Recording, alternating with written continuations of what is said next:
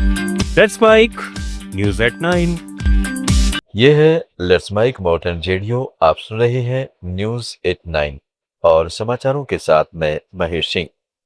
Oman के तट के पास एक व्यापारी तेल टैंकर पर हुई मिसाइल हमले के बाद उस पर सवार 24 भारतीय नाविकों को सुरक्षित बचा लिया गया है।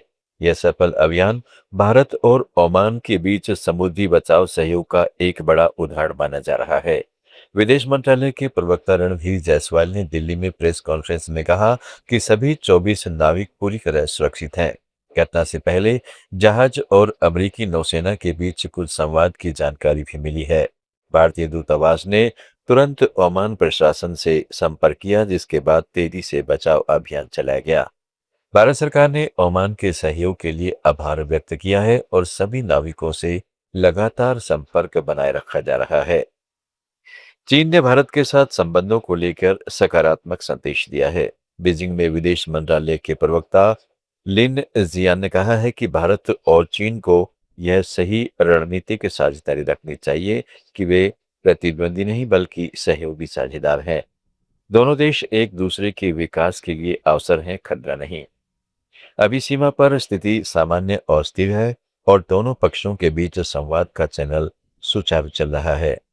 लिन जियान ने रूस के राष्ट्रपति व्लादिमीर पुतिन के टिप्पणियों का हवाला देते हुए कहा कि दोनों देशों को दीर्घकालिक नजरिए से विश्वास बढ़ाना चाहिए, सहयोग विस्तारित करना चाहिए और मतभेदों को सही ढंग से सुलझाना चाहिए ताकि द्विपक्षीय संबंध मजबूत और स्थिर विकास की राह पर आगे बढ़ सके।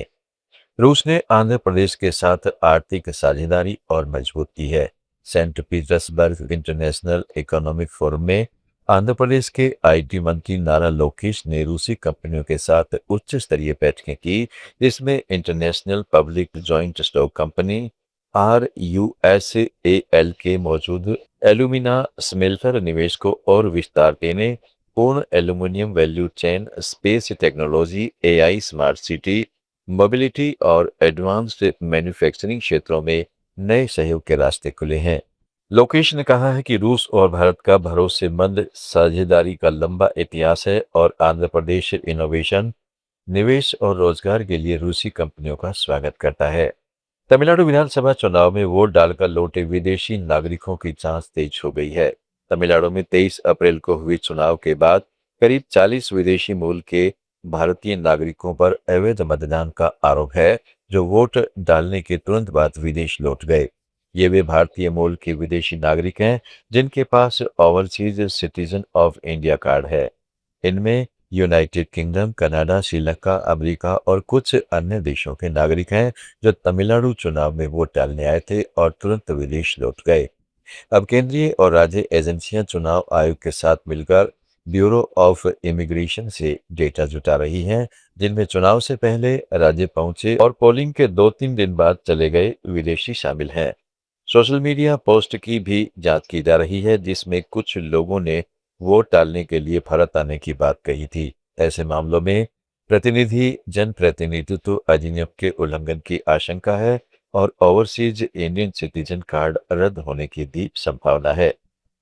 जापान की कंपनियां असम में टाटा सेमीकंडक्टर प्रोजेक्ट को मजबूत समर्थन दे रही है। जापानी दूतावास के सूत्रों के मुताबिक जापान सरकार ने असम और पूर्वोत्तर भारत में निवेश व सहयोग के कई क्षेत्र चिन्हित किए हैं, जिसमें जागीरोड में बन रहा टाटा सेमीकंडक्टर प्लांट पहला प्रमुख कदम है।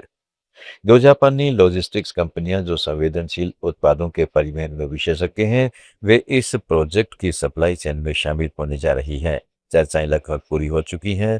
कंपनी अधिकारियों ने पहले ही साइट का दौरा कर लिया है। यह विकास भारत जापान आर्थिक सहयोग को नई गति देगा। संयुक्त राष्ट्र की एक बैठक में भारत और पाकिस्तान के बीच एक बार फिर तीखी जुबानी जंग देखने को मिली।